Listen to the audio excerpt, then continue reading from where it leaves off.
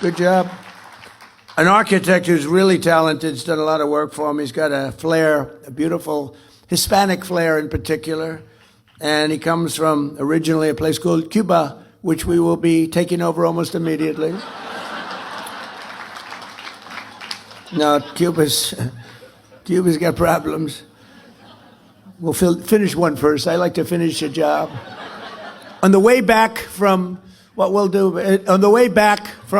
Iran, we'll have one of our big, maybe the USS Abraham Lincoln aircraft carrier, the biggest in the world. We'll have that come in, stop about 100 yards offshore, and they'll say, "Thank you very much, we give up." What if I told you the United States might not be done with war after Iran? Because now, Donald Trump is signaling something even bigger, saying Cuba could be next. And this isn't the first time he's made bold territorial or military claims. Remember Greenland? I'm not talking about money for Greenland yet. I might talk about that. But right now, we are going to do something on Greenland, whether they like it or not, because if we don't do it, Russia or China will take over Greenland, and we're not going to have Russia or China as a neighbor. I would like to make a deal, the easy way, but if we don't do it the easy way, we're going to do it the hard way.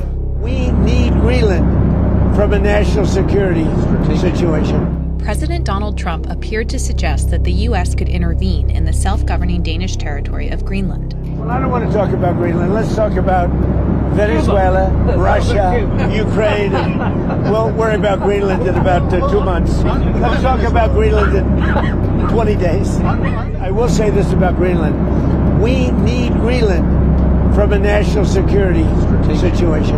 It's so strategic. The Prime Minister of Denmark responded on Instagram after Trump suggested the U.S. had national security interests. Right now, Greenland is covered with Russian and Chinese ships all over the place. We need Greenland from the standpoint of national security.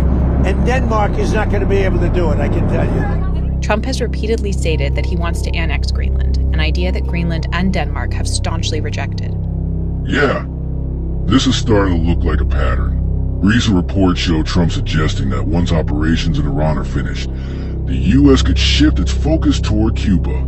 Some statements even go as far as saying the U.S. could take Cuba almost immediately, with talk of military pressure and naval deployment. And this lines up with earlier comments where he said the U.S. would take care of Cuba or do something with it very soon. Now combine that with escalating sanctions already crushing the Cuban economy. This isn't just talk, this is a clear escalation in foreign policy. But here's where it gets interesting. This isn't new behavior.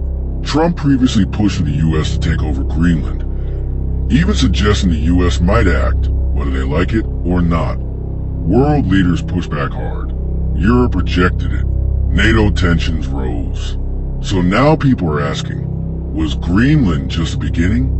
Because now we're seeing the same energy directed at Cuba, and previously at places like Venezuela and even Iran.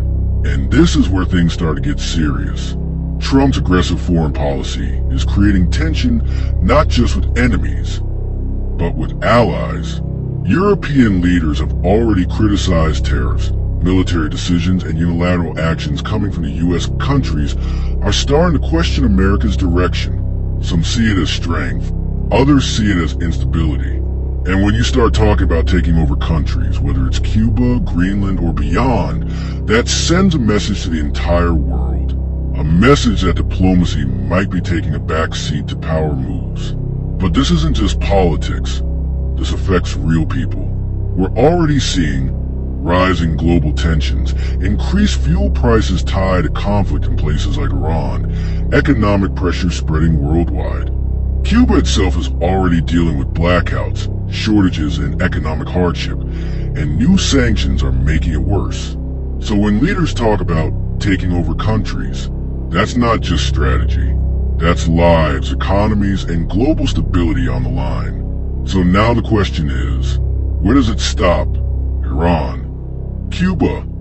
Greenland? Is this about national security?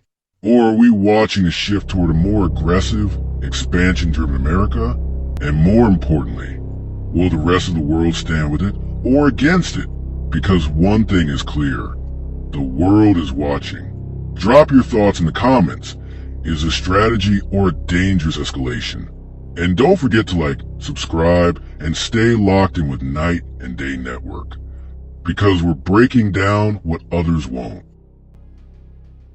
Comfort slows you down? Reach for natural relief. Night and Day Hemp's extra strength CBD pain relief balm melts into aching muscles, delivering warmth you can feel. Soothe your body naturally. Feel free to move again. Night and Day Hemp balm melts away tension so you can enjoy every moment. Feel the difference fast. Real relief, real results. Order now at Night and Day Herbals.